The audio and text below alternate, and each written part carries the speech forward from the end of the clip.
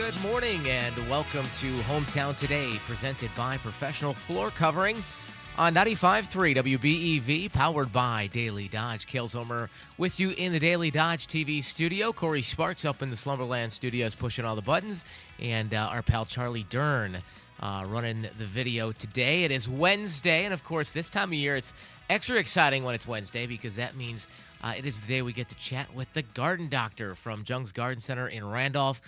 The Garden Doctor will be on the air with us here coming up in about 30 minutes and getting ready to chat and answer all your gardening-related questions or maybe lawn care-related questions as well as we get ready for the fall and winter seasons.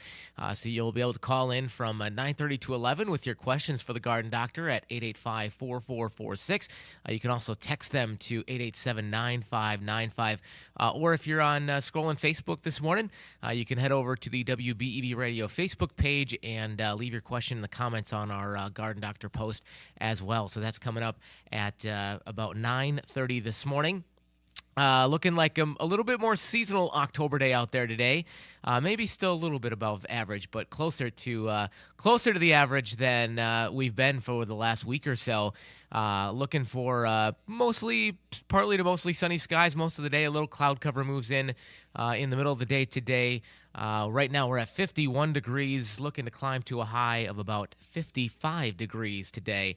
Looking forward to the next week. Lots of Halloween festivities happening, including this Saturday, Fall Downtown Fest happening at downtown Beaver Dam. Going to be a lot of fun. Trick-or-treating, costume contest, the witches dance, and of course the big casket races. Our team is getting ready and gearing up for the casket race. Going to be a good time. And I want to give a big shout out to Keith over at Beaver Dam Tire, who partnered with us on our casket for the casket race. Got it all souped up and ready to go, so it just glides down Spring Street downtown Beaver Dam this Saturday and hopefully beats all the competition. We'll see what happens. So thanks to Keith at Beaver Dam Tire, and looking forward to seeing everybody out there at Fall Downtown Fest this Saturday in downtown Beaver Dam.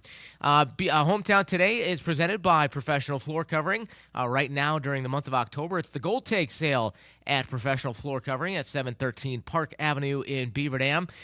Check out their great selection of in-stock carpet. All that carpet is on sale during the Gold Take Sale. Plus, all that in-stock carpet comes with the free carpet cushion, and they've got over 40 rolls of in-stock carpet to choose from, and they've got some of those great names in carpet, Abbey Carpets and Stanton Carpets, some of the most respected names in the carpet business. They've also got wool carpet if you're looking for a little bit more of a going green and a renewable resource. They've also got a fantastic selection of LVP as well as real hardwood flooring and waterproof flooring for your bathroom. They've got countertops for your bathroom and kitchen. They can set you up with that walk-in shower for your bathroom as well.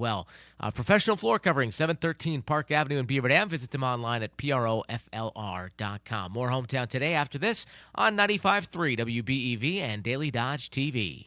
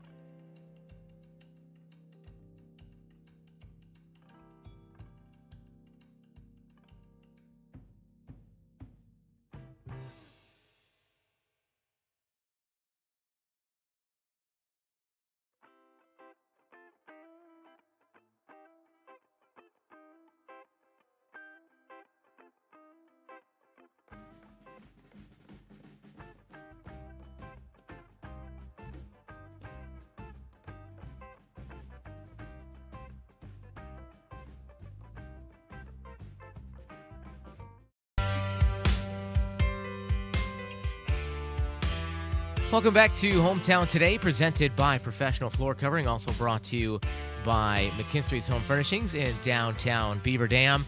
Kales Homer with you in the Daily Dodge TV studio. It is just 13 days until Election Day, coming up November 5th, and plenty of important elections on the ballot this year. And a lot of questions, seeing a lot of questions out there about elections and how do we make sure we're registered to vote, and how does early voting work, and what do I need to know if I live in this municipality versus this municipality? And this past Saturday morning, our own Bob Corey got a chance to catch up with the Dodge County Clerk, Danielle Van Echtern, and talk all things elections so that everybody is prepared and has a plan ready to go. And so we want to check out that interview now. This is Bob Corey with Dodge County Clerk Danielle Van Echtern. Very happy to have joining me on WBEV this morning the county clerk from Dodge County, Danielle Van Echtern. Danielle, good morning and welcome to our airwaves. Good morning. Thank you for having me.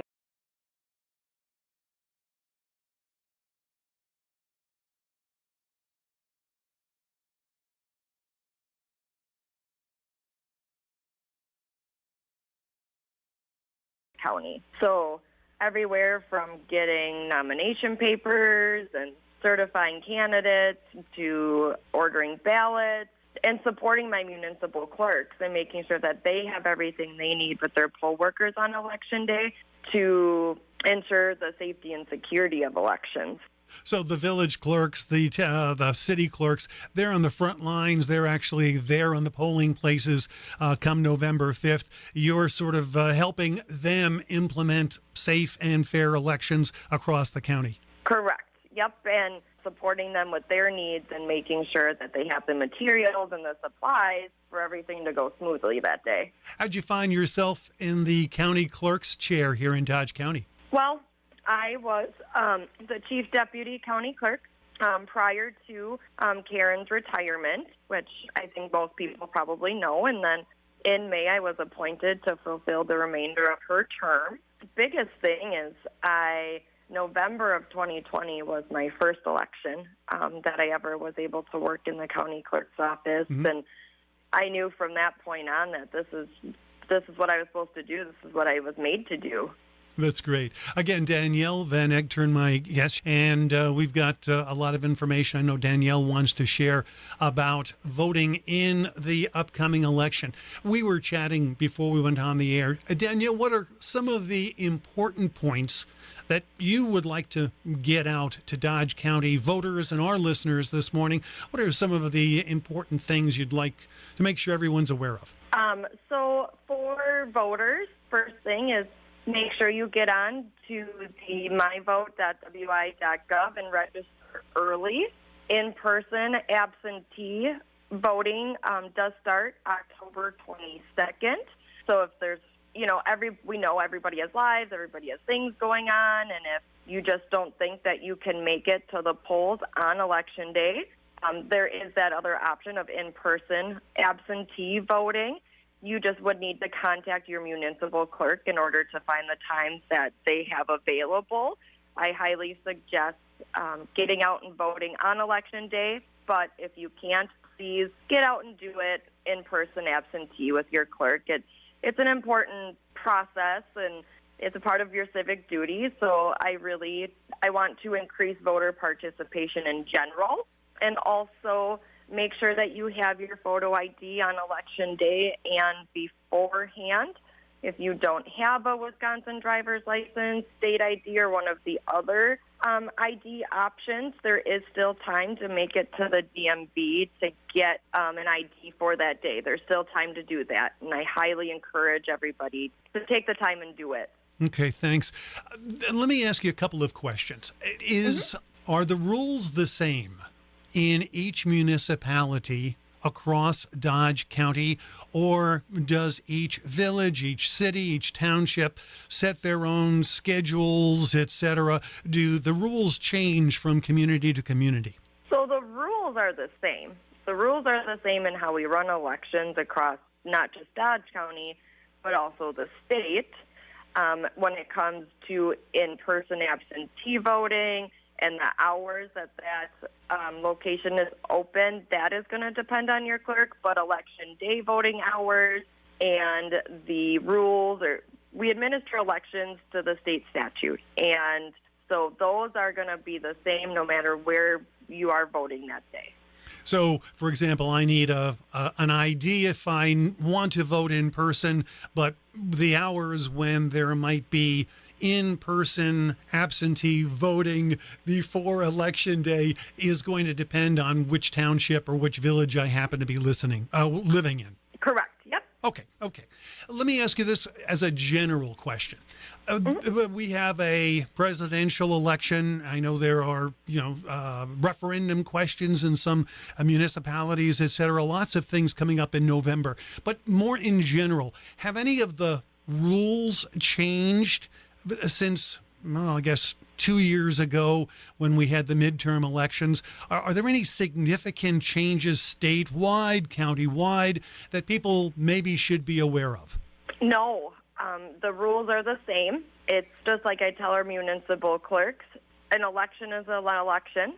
This November it's another election. Do the same thing, same processes, same thing, just do it again another time.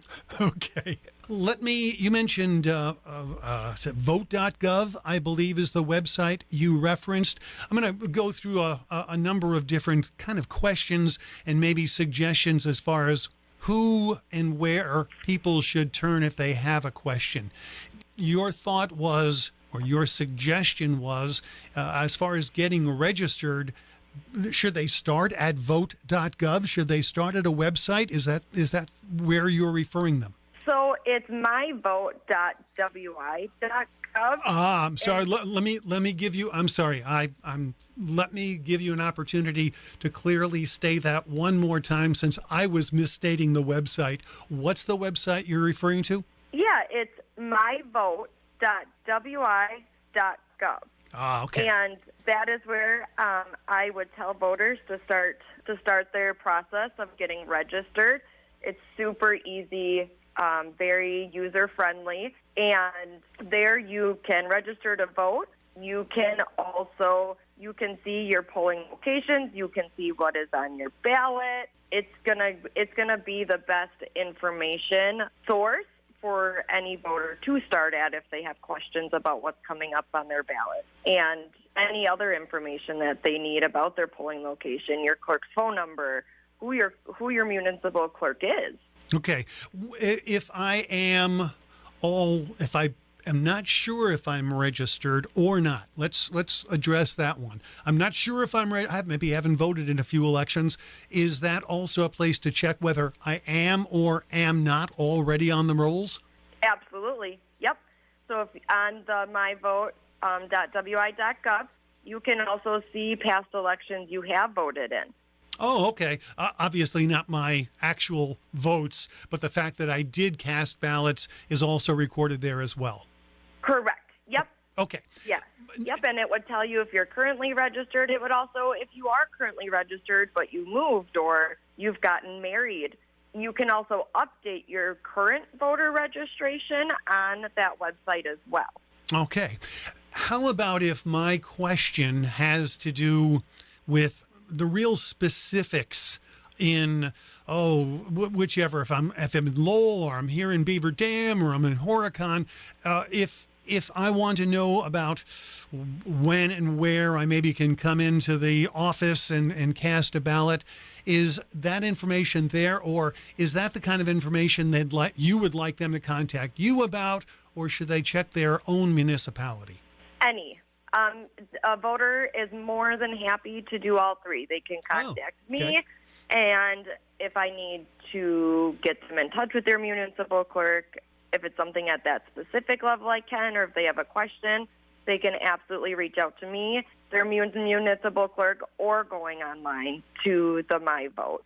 All three are a great option for any voter, and it's just going to depend on the voter and what's convenient for them and what technology they might have access to. So any avenue is welcome. We want people to be informed, and we want them to get the correct information. So if you need to give us a call, absolutely give us a call.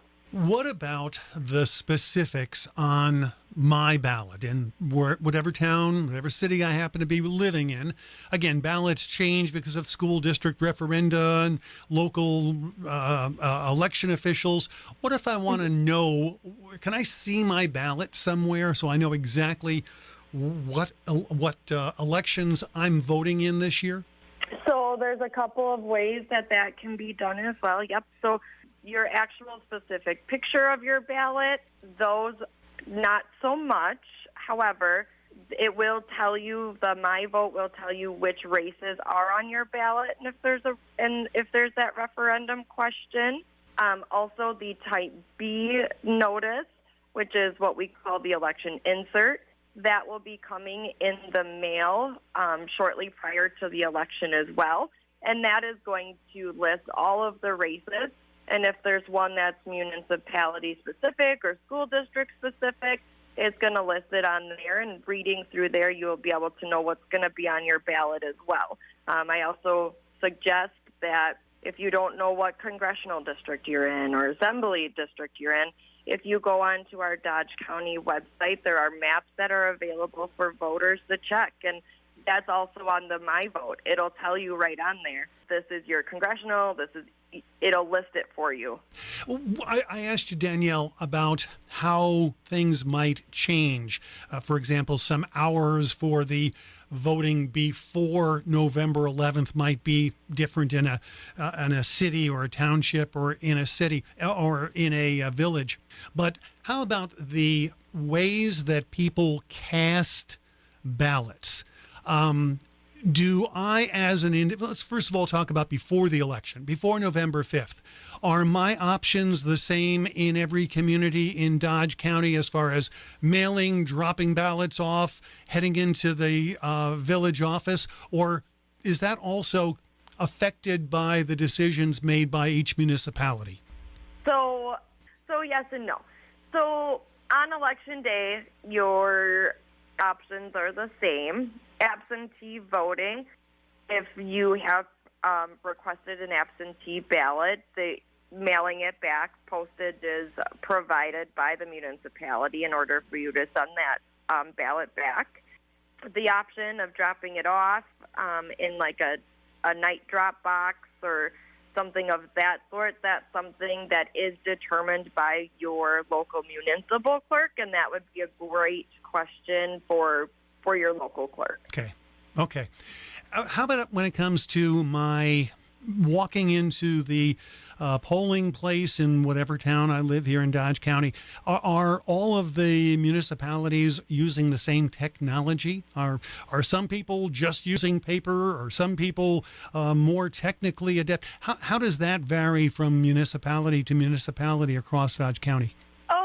So typically you're going to see mostly paper on election day. There is some municipalities who have a laptop with a printer set up to do election day registrations right there and use a laptop versus having to have voters write out all of their information.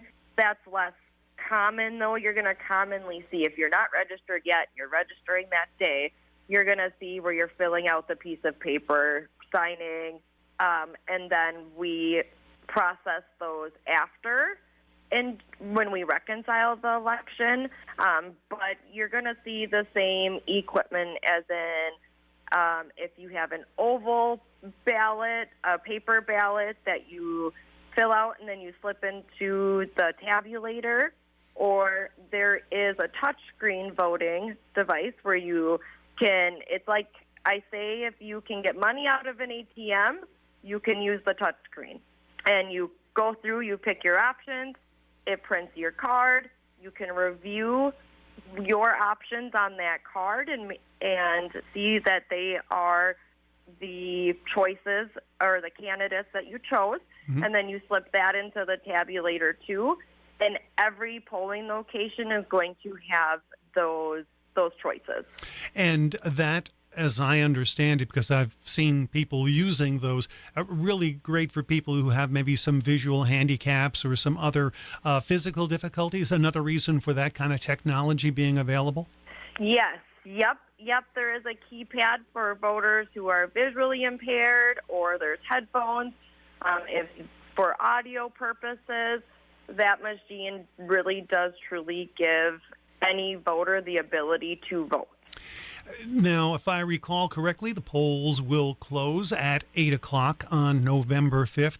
What happens then? What is the Dodge County Clerk's Office role once everybody who's wanted to cast their ballot has done so?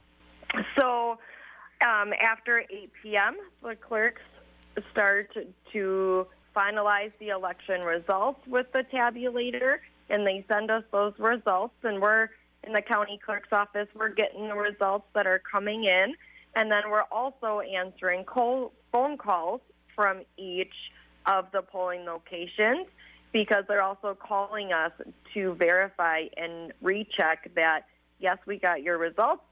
They tell us over the phone what their final numbers were. We verify it with what we received on our end, and then we go to work to posting them online and getting them out for Dodge County to see how they're coming in. And we will post reports periodically throughout the evening. It just depends on how many calls we're getting all at one time, but Sure. we will work to get them out there as soon as we can, and just let everybody know that if you're wanting to see those results as they're coming in, go to our Dodge County website under the county clerk page and election results, and you can see them right there. All the publicity, all the news coverage of elections in recent years has had, at least, to my way of thinking, at least one apparent positive, which seems like we got more people voting. Is that your experience too? The numbers, it seems like we have more people voting each election. I agree. I would agree with you absolutely, and it's part of what drives me to keep doing what I do, even though the election world has more, I guess, media attention and things like you've said, absolutely. But I do see that the numbers and the people participating in voting is going up, and it just makes me so happy to see that. A lot of people fought some really tough fights in order to give us the right to do it, and it really warms my heart to see that people are exercising their right to vote. Two things I want to be sure we get out. Danielle, you have mentioned a website for people who want to check on their registration to register to vote. Let's give that website one more time so everybody can jot it down. Absolutely. It is myvote, one word, myvote.wi.gov. And then secondly, you've been very responsive when I've reached out to you, and I appreciate that, Danielle. If folks have questions of the Dodge County Clerk's Office, how do they go about reaching you? Oh, that's a great question. So they can either call my office at 920-386-3601, or they can reach out to us via email at clerk@co.dodge.wi.us. And again, that was our Bob Corey with Dodge County Clerk Danielle Van Echtern. Thank you to Bob for arranging that interview, and thanks to Danielle for her time and getting us all prepared for Election Day, November 5th, just 13 days away. So as you heard there, make sure you've got a plan to get out and vote, whether it's early voting now, which opened yesterday, or if you're voting on Election Day, November 5th. Hometown Today is presented by Professional Floor Covering, also brought to you by McKinstry's Home Furnishings in downtown Beaver Dam. And the team at McKinstry's Home Furnishings is excited to see everybody this Saturday for Fall Downtown Fest in downtown Beaver Dam. They invite you down. Come check out all the great things happening. Of course, we've talked about the casket races, the trick-or-treating that'll be happening throughout the day for the kiddos. There's costume contests.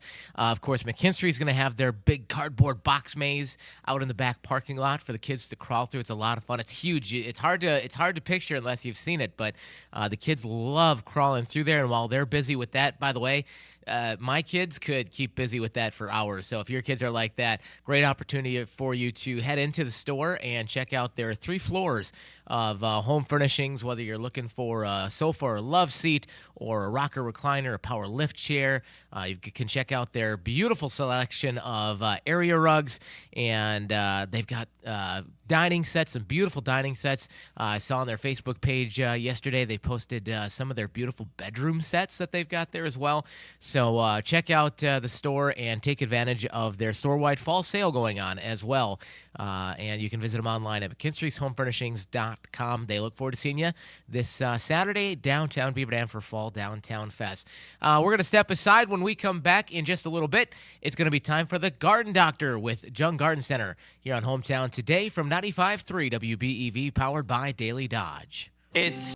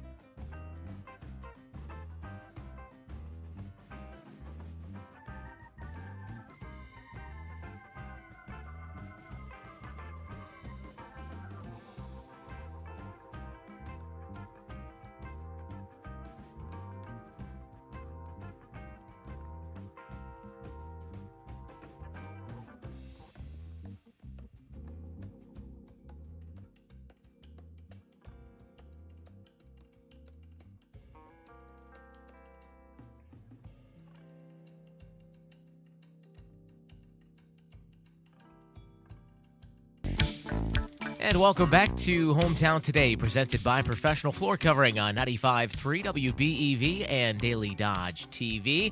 It is Wednesday, as we mentioned, and that means, of course, it is Garden Doctor Day. And we are pleased, as always, to be joined by Dick Zondag, the Garden Doctor from Jung Garden Center. Dick, always a pleasure to have you on the show.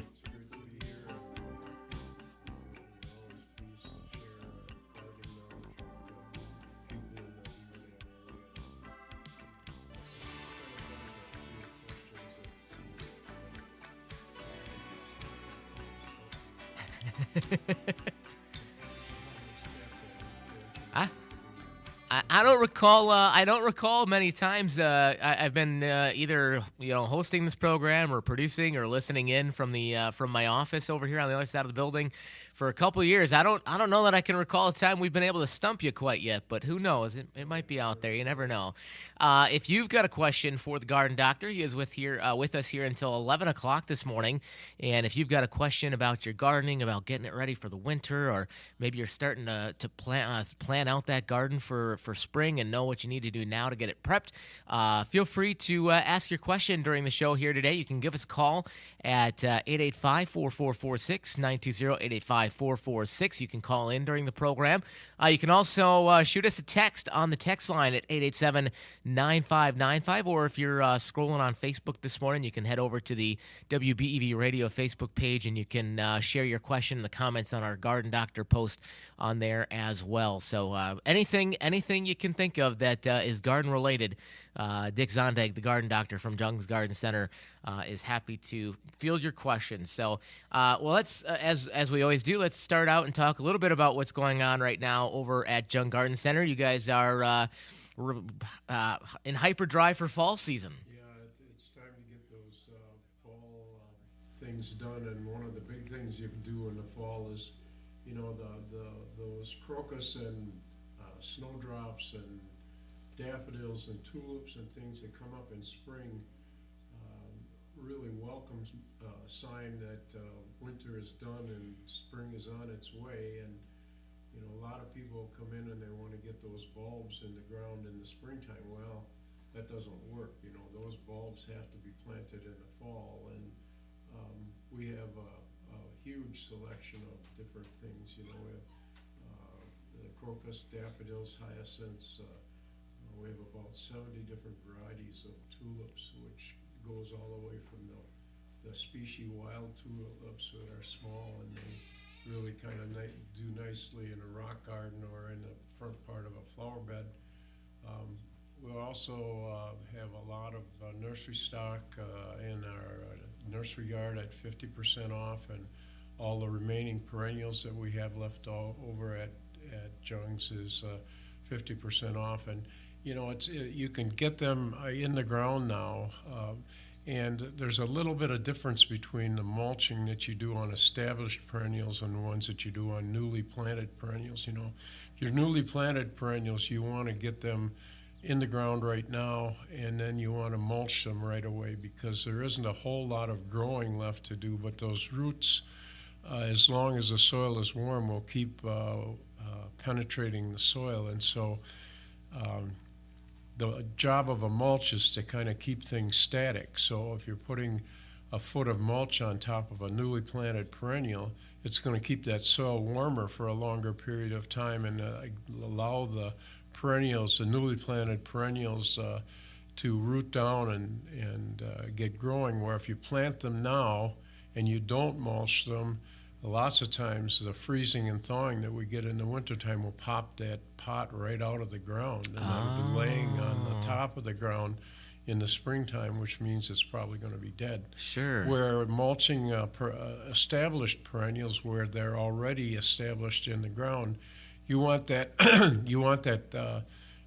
soil to be cold before you put the mulch on, because the plants that we put outside now are meant for cold climates, and so the ones that are established, you want them to get the ground cold before you put the mulch on, because you don't want that warm soil around them for a long period of time, because lots of times the inhibitors that keep them from growing will disappear right away, and they'll be growing under that mulch, and that's not good, because they're burning up the carbohydrates that they've put into the root system to get them through the winter.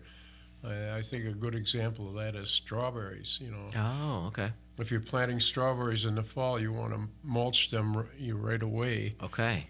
But if they're established and they're, you've got a nice thick mulch or a nice thick bed of strawberries, you want them cold before you cover them, because the leaves on the strawberries do not disappear when the weather gets cold. They have the ability to pull the water out of the cells so that that doesn't freeze inside of the cells. And the strawberry leaves, although they'll probably die in the springtime, are green.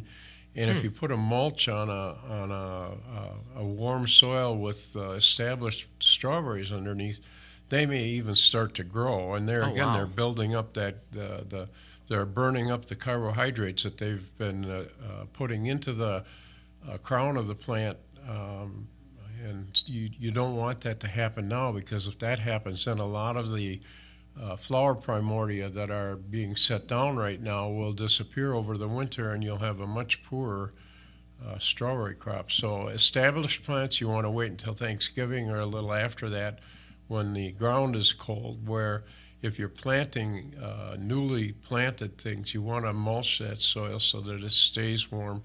Same way with the trees and the shrubs that if you're planting in the fall, you want to mulch them so that the soil stays warm underneath it, and that way the trees and shrubs will establish and they'll take right off in the springtime.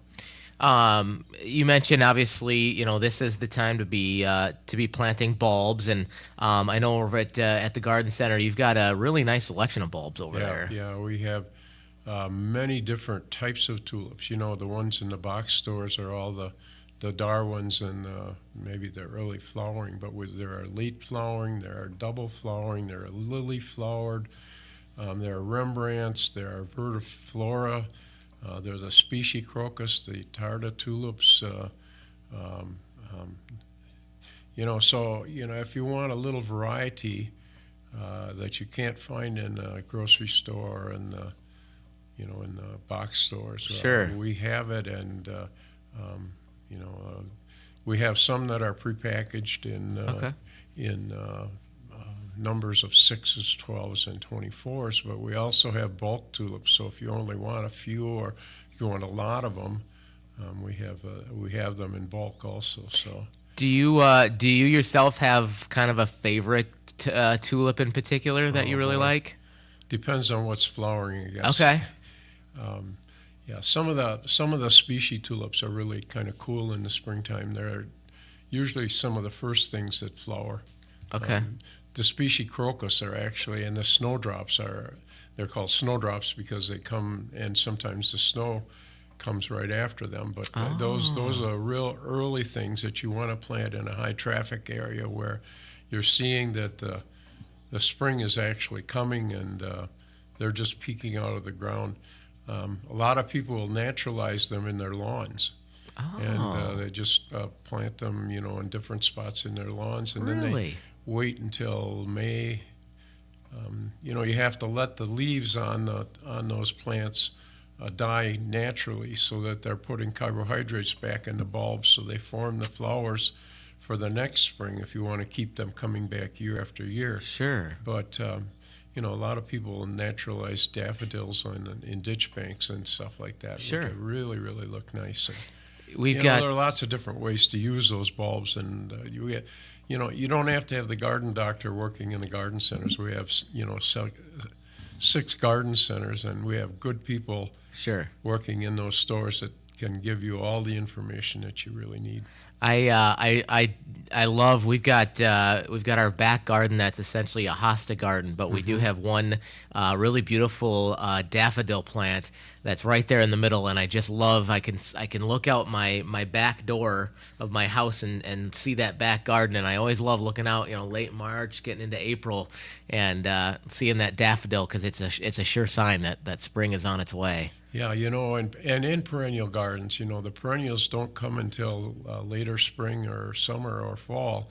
You can actually interplant those fall bulbs in between or right in the perennials, and they'll come up first, and then the leaves will actually die before the perennial is even coming out of the ground. And so, you can have different flowering seasons in the same area. Yeah, that's kind of what we have because, you got the daffodils come up, and then by the time the daffodils are done, the hostas are just kind of starting to leave and come up, and it works out really nice. And even if you have just a strict bulb garden, you can interplant between the bulbs with some of the annuals like petunias and impatiens and zinnias and things like that while the leaves are still there. And by the time the leaves die back, those geraniums and petunias are established and will take over, and you have color, most of the summer. We are talking with Dick Zondag, the garden doctor from Jung Garden Center here on Hometown Today. If you've got a question for the garden doctor as you're doing all your fall gardening, you can give us a call at 920-885-4446. That's 920-885-4446. You can also shoot us a text at 920-887-9595. And you can also visit the WBEV Radio Facebook page and leave your question on there as well. We'll be back with more from the garden doctor from Jung Garden Center here in just a few minutes on Hometown Today from 95.3 WBEV, powered by Daily Dodge.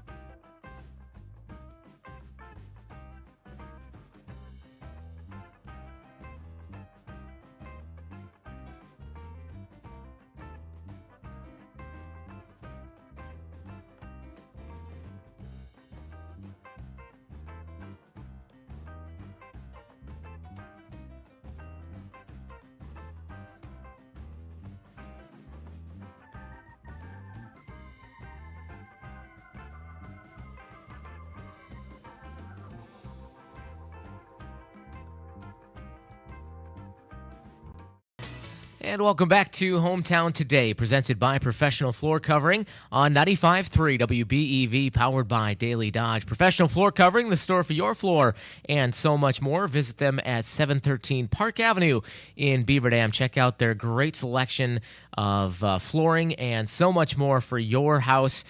You've got the great different lines of carpet there. They've got the Abbey carpet.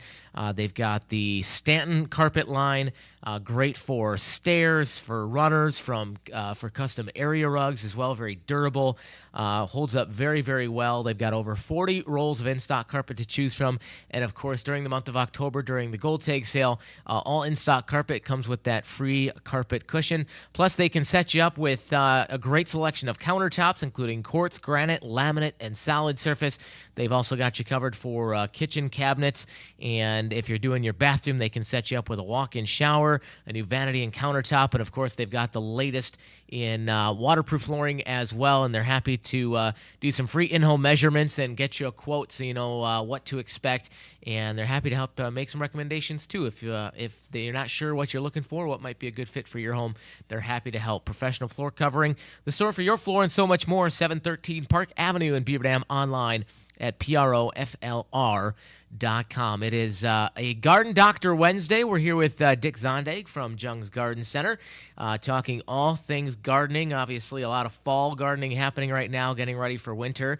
If you've got a question for the Garden Doctor, you can give us a call at 920-885-4446.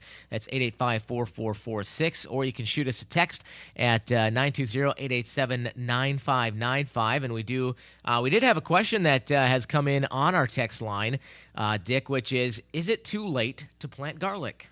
No, actually, it's probably the prime time to plant garlic because the reason that you plant garlic in the fall is it's hardy, first off. You know, it's not going to die over the winter being in the soil. But what happens with garlic, if you plant it at this time of the year, is that the root end of it will send out roots and get established in the ground, and sometimes it actually will send up a small shoot. But there again, this is a thing that you should use a mulch on. I do garlic in my raised bed garden, and it does really, really well there. But you know, you want to plant the garlic about 3-4 inches deep, and then use like bone meal or something, you know, like that to give it some nutrients, and then cover it with straw right away. And that way the garlic cloves, you know, when you get a garlic bulb, the way you plant it, you don't put the whole bulb in there. You peel the little, what do you call them? The little parts of the garlic. You peel that bulb apart. Sure. It comes out into different Cloves. Is that the word we were looking for? Yeah. Cloves. Cloves, exactly. It was escaping me too. I know. You get a brain fart once in a while, you know. Yeah, you plant the cloves about 3 or 4 inches deep, and it will root down. You know, the part that breaks off the bottom of the bulb is the bottom end, and you want to plant that down because that's where the roots will come out. And then in the springtime, when it starts to grow, you fertilize it because, you know, when a plant first starts to grow, you want to give it a little bit more nitrogen because that's what makes the plant grow. And plants that are in the onion family, which garlic is, it's part of the onion family, you want to make sure that it stays moist, not over wet, but moist so that, you know, it has all the water that it needs. And in the early part of the season, you give it a little more nitrogen so that the tops grow. And then by the time it goes through summer and into fall, when the bottom 3 or 4 leaves start to dry up, it means that the bulb is ready to dig. And so then you dig it and dry it out. And, you know, if you're going to use it for eating, it's ready to go. And if you're going to replant it, what you want to do is pick the biggest cloves and replant those, and then use the smaller ones for cooking. Sure. So, and there again, we have probably a little over 10 varieties of garlic, both the hardneck and the softneck. The hardneck is really the varieties that are meant for the northern climate. Okay. But you can grow some of the soft necks now. With garlic, if you're digging up the garlic and the bulbs are small, and sometimes they don't grow much during the summertime, just leave them in the ground for another year. Oh, okay. And then you can the next year they'll be big. But I enjoy cooking, and I don't know about you, but when something calls for garlic, it's hard to beat that real natural garlic straight from your own garden. It's I mean, just you've different. Got the flavorful part of it because in the storage process they have to dry it out, and those oils that are in the oils are where the flavor is. They sometimes start to volatilize too, but I think people that enjoy garlic should be growing their own garlic. And like I said, we have a lot of different varieties. Some of them are stronger than others, and the elephant garlic you get huge bulbs out of, and actually it's not a garlic, but it's a different. I mean, it's part of the onion family, Yeah. but it's actually not a garlic. Huh. Okay. So anyway, For if somebody's starting like a first time vegetable garden, is garlic a good option for that? Is it something that's a fairly simple plant to deal with if you're doing a first time vegetable garden? yes, it is. It's one of the easier vegetables to grow because it's just simply breaking up that bulb into the cloves, picking the biggest cloves to plant, because the bigger the clove is, the bigger the bulb is going to be. And they just grow naturally. You planting it 3 or 4 inches deep and putting a cover on, the straw cover on, which makes the winter go nicer for the bulb. And then in the springtime, you just leave it on, and it keeps the weeds down around the garlic. The garlic will grow right through it. Huh. And then as it goes through the summertime, it decomposes and it adds organic matter to your soil. So it's a win-win-win situation. We're using a mulch for that. All right. With the garden too, I just finished digging the potatoes yesterday out of my garden. I've been waiting for some things to happen, but then I figured it's time to get it out. So there are things you can be doing around the garden to get it ready for winter. Sure. If you've got a question for the garden doctor, Dick Zondag from Jung Garden Center, the phone number is 920-885-4446, or you can shoot us a text at 920-887-9595. I do believe we've got a caller on the line. Good morning. You are on with the garden doctor. Hi, Dick. I just got one question. My rhubarb has all died down now. Can I put a little bit of 10-10-10 fertilizer around it for spring or not? Oh, yes. Yeah. Fall is actually a good time to fertilize because the roots of the plant never go dormant, and so it will use some of those nutrients in the fall, and then whatever's left over it'll use in the springtime. So yes, now is a time when you can fertilize. The plants have gone dormant. The buds are set, so they're not going to put on any flush of new growth. And by fertilizing in the fall, they've got 2 seasons to utilize that fertilizer. So yes, now is a good time to fertilize your shrubs and trees and your perennials and your rhubarb and asparagus. All right, sounds good. Thanks, Dick. Yep, thank you for the call. All right, that's a great question. And if you've got a question for the garden doctor, Dick Zondag from Jung's Garden Center, you can give us a call at 920-885-4446, or again, you can shoot us a text at 887-9595. We've got to step aside for a quick break. More of the garden doctor coming up next here on Hometown Today from 95.3 WBEV, powered by Daily Dodge. The November election.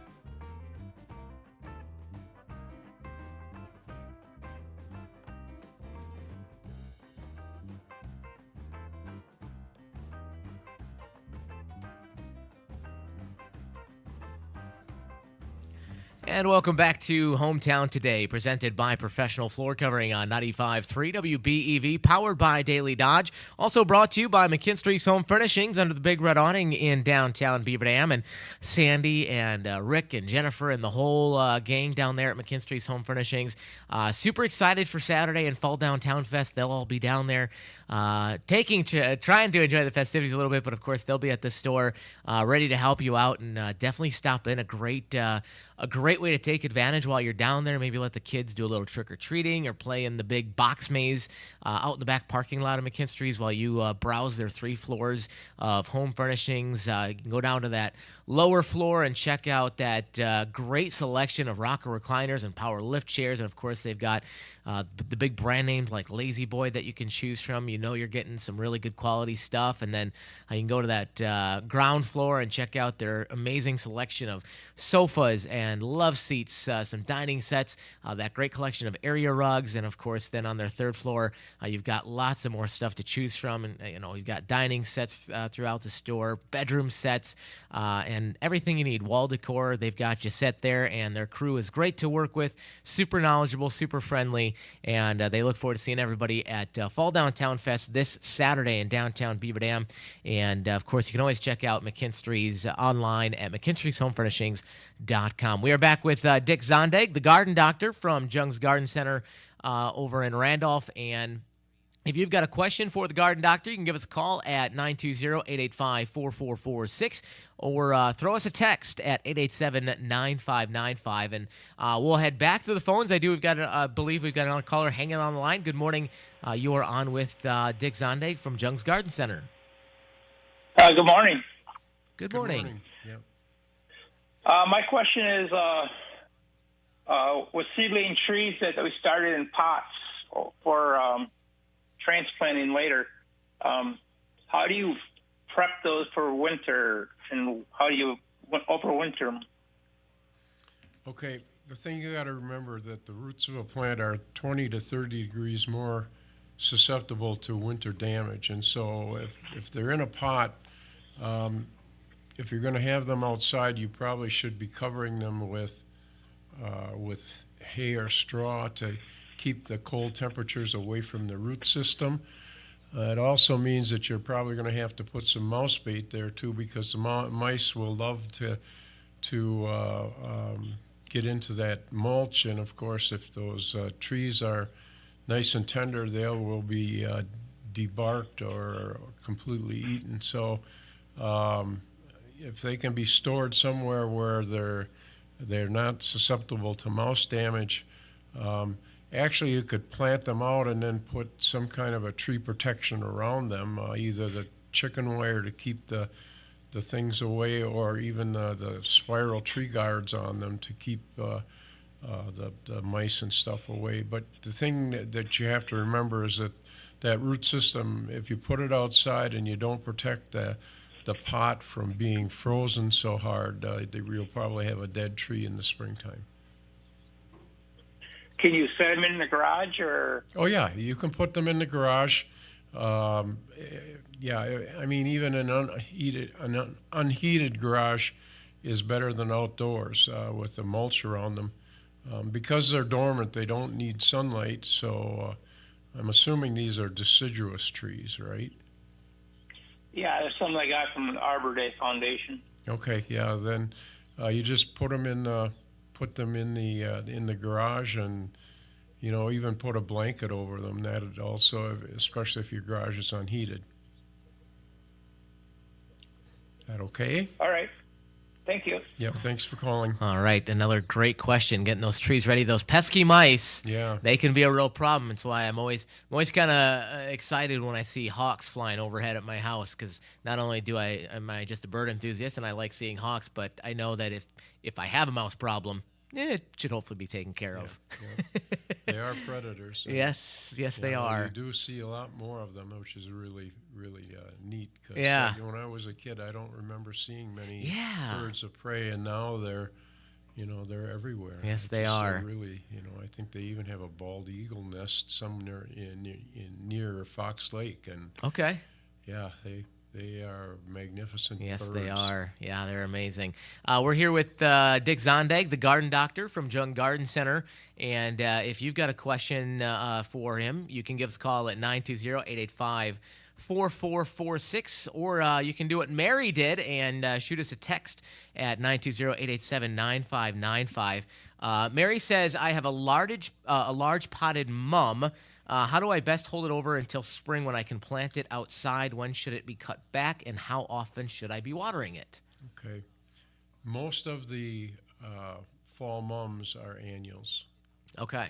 You know, if you don't do any protection and things like that, because mums are a zone 5 plant. They they're beautiful in the fall, but even if you plant them, you probably only have a 50-50 chance of them coming through.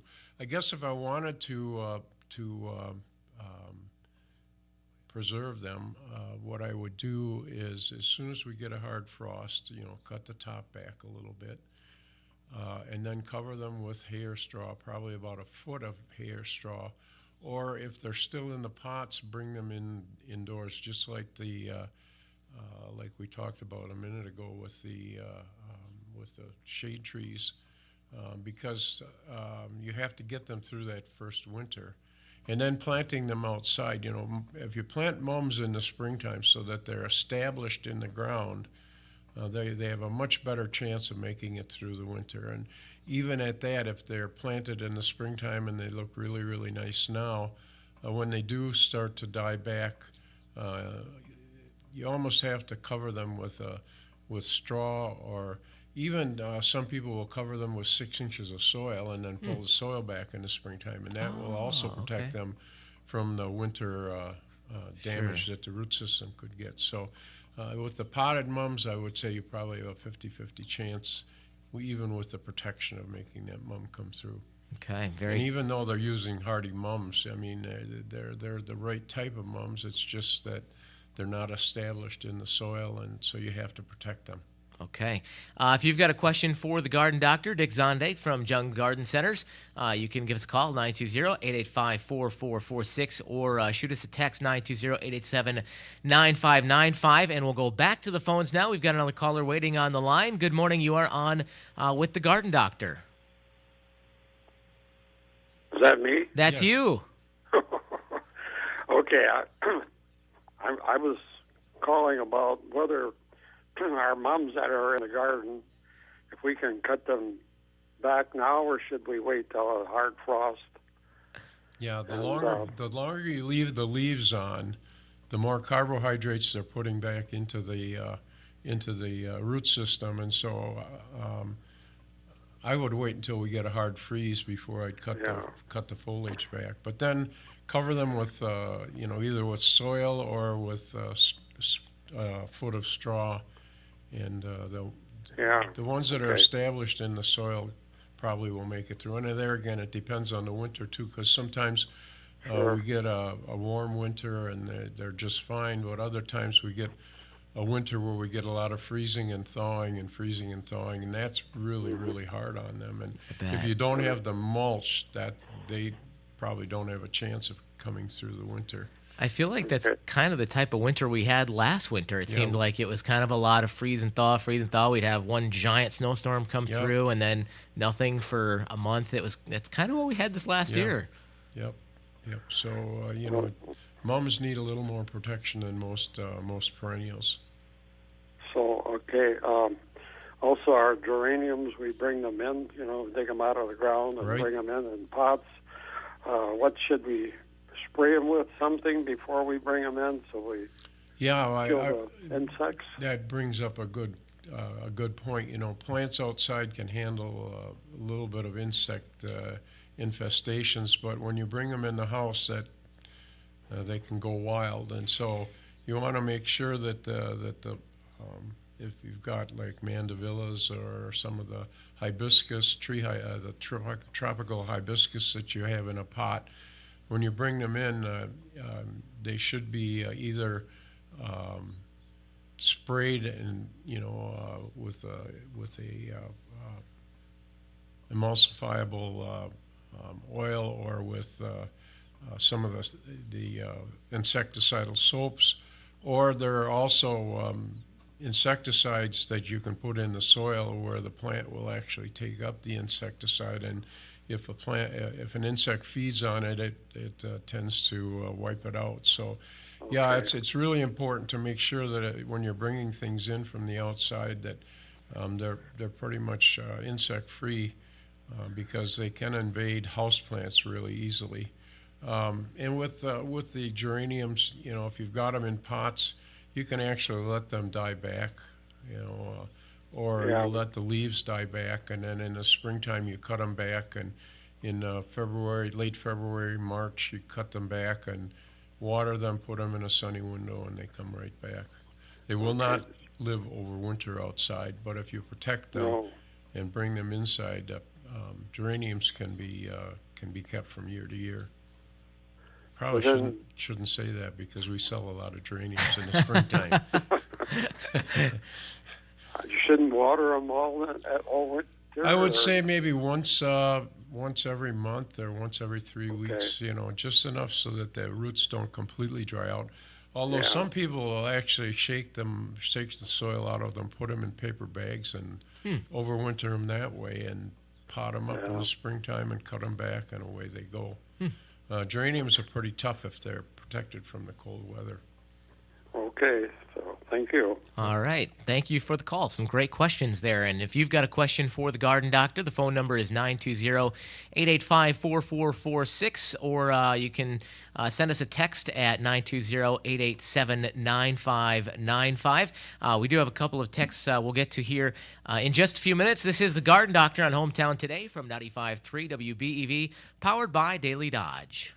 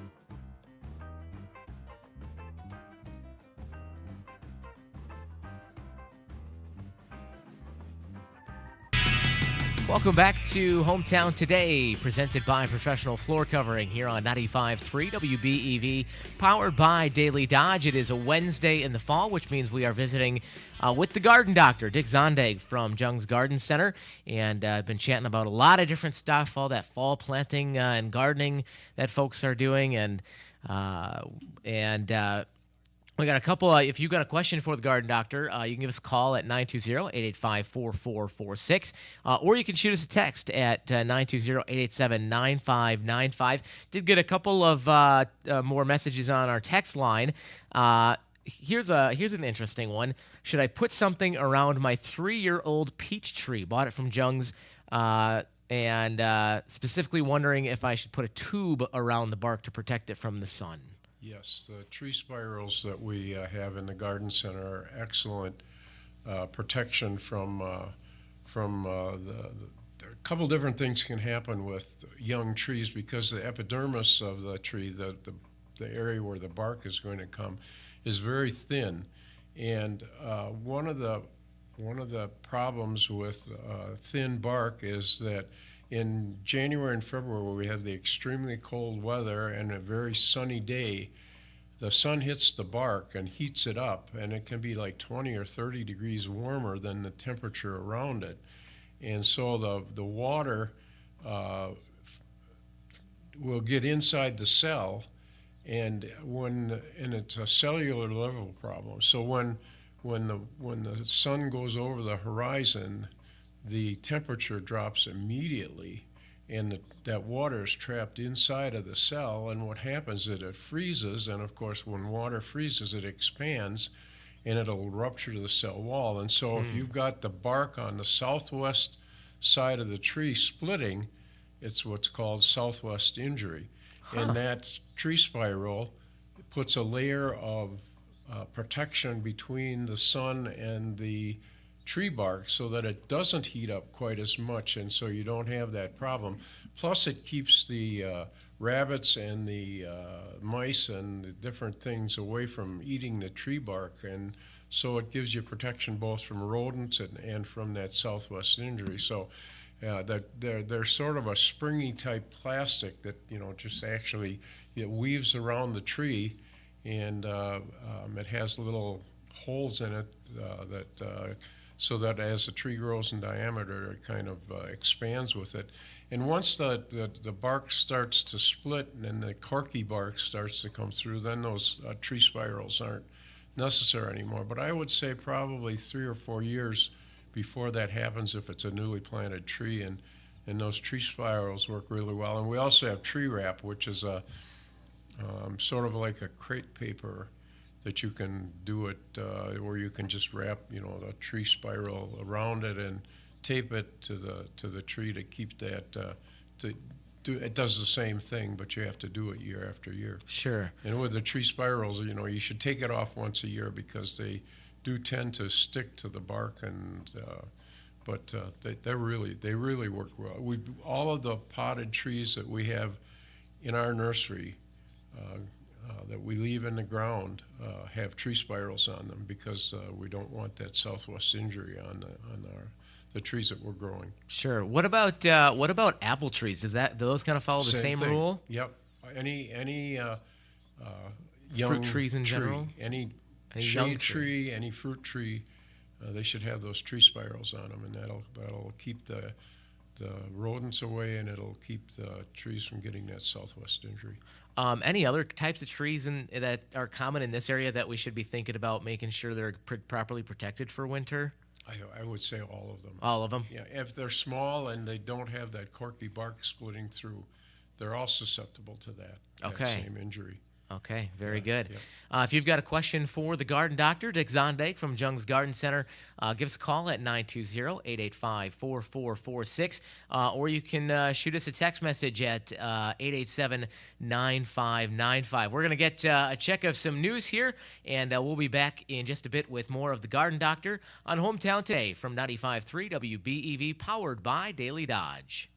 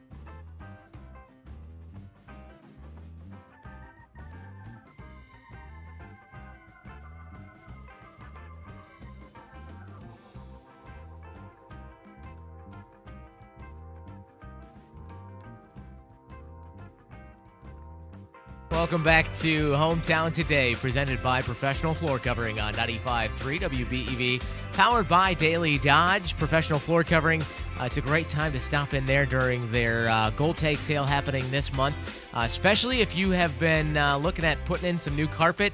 This is the time to do it and stop in, take advantage of that Gold Tag sale. Of course, not only are you going to find great deals on carpet, they've got a great selection there, over 40 in-stock rolls to choose from.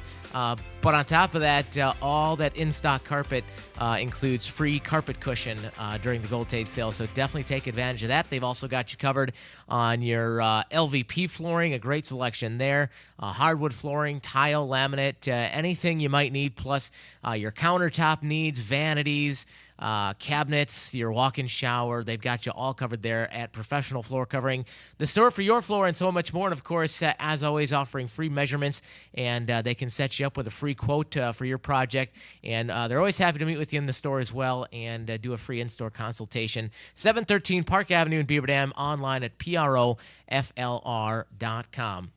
We are back with the Garden Doctor, Dick Zondag from Jung's Garden Center. And your last chance here to get in your questions for the Garden Doctor at 920-885-4446. That's the phone number if you want to call in on the program. Just a little bit left for you to do that, or you can shoot us a text on our text line at 920-887-9595. And Paul did exactly that. He says, I've got a number of perennial plants that I cut down every fall. Is it okay if I till up these old plants into my garden, or can that be harmful?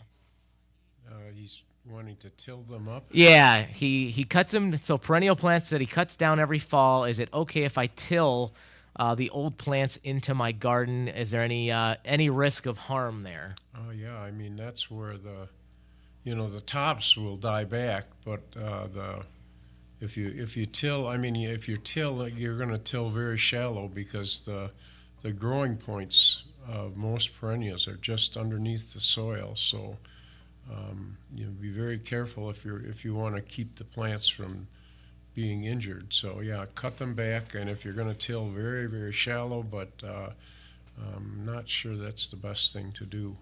Okay. Because you don't want to injure the growing points of those perennials. Sure.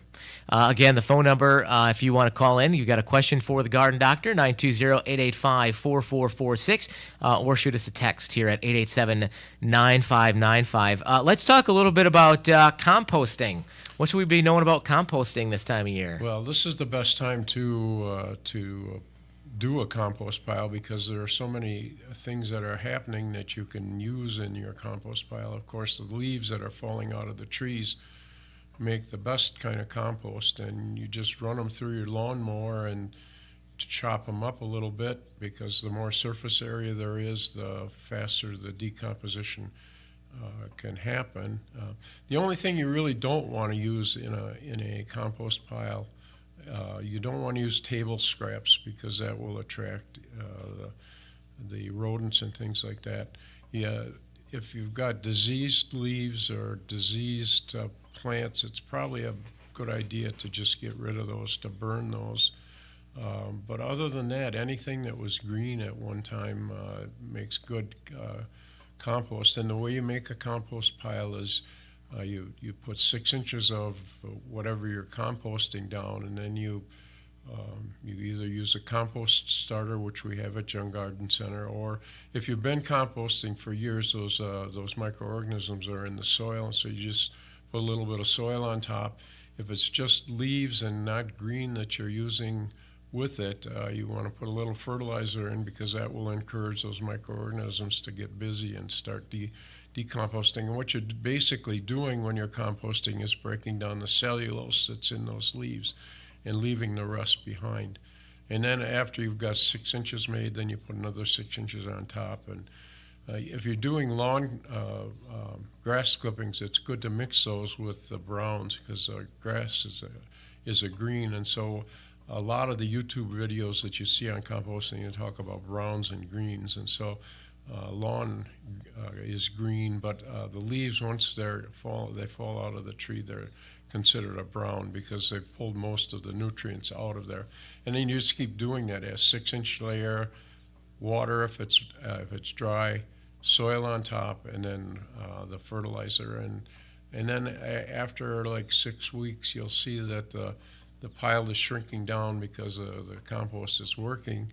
And then you take a pitchfork and just turn it, because you want to get those constituents that are on the inside out and outside in, so they start composting.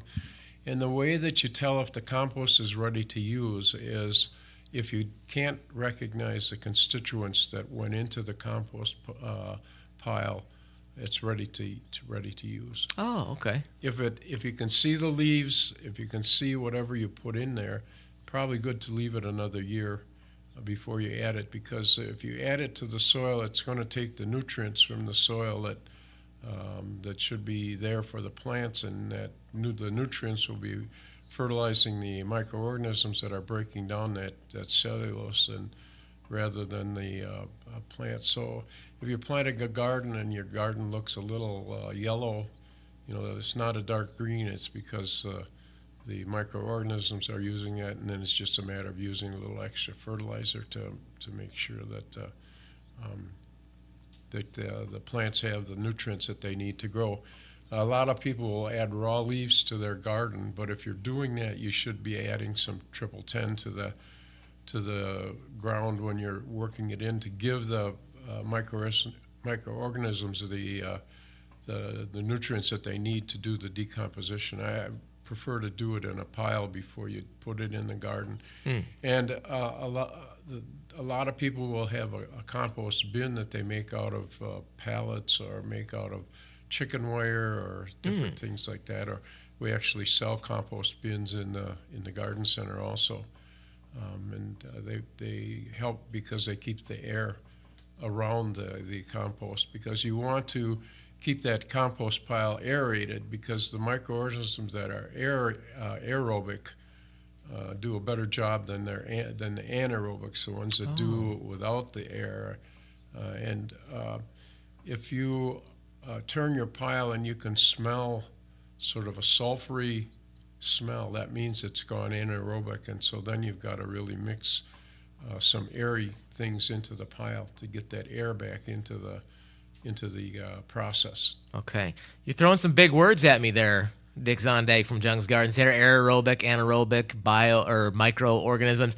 Starting to make me wish I paid a little more attention in science class back when I was in school. I mean, I never paid attention because I was like, well, I'm not going to be a doctor or a research scientist. They should have told me, well, you might use some of this stuff in your gardening as an adult. Yeah, I mean, it's remarkable the way that we were created, and the way that things work in nature. That nature really is amazing, isn't it? You know that there's a creator there that has done things. So, if leaves didn't decompose, you'd have leaves upon leaves upon leaves, and it's part of the cycle. Yep. It turns into organic matter, and it fertilizes the trees, which grow the leaves, which produce the organic matter for them to grow again. And there's a cycle behind that whole thing. We're not us humans aren't the only ones that follow the from ashes to ashes, dust to dust method, are we?